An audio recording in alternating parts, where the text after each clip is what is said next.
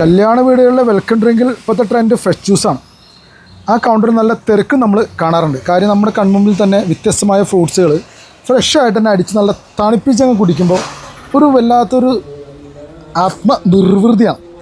പക്ഷേ ഇവിടെ ഈ പറയുന്ന ഗ്ലാസ്സിലാണ് വിതരണം ചെയ്യുന്നതെങ്കിൽ അത് പലപ്പോഴും ക്ലീൻ ചെയ്യണത് നിങ്ങൾ ശ്രദ്ധിച്ചിട്ടുണ്ടാവുമോ?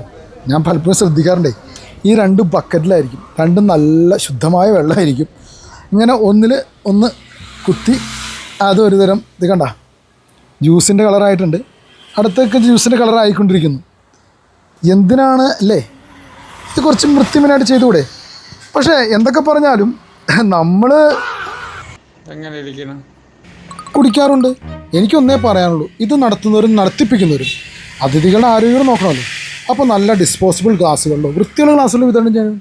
അത്രേ പറയാനുള്ളൂ, അല്ലാതെ എന്ത്.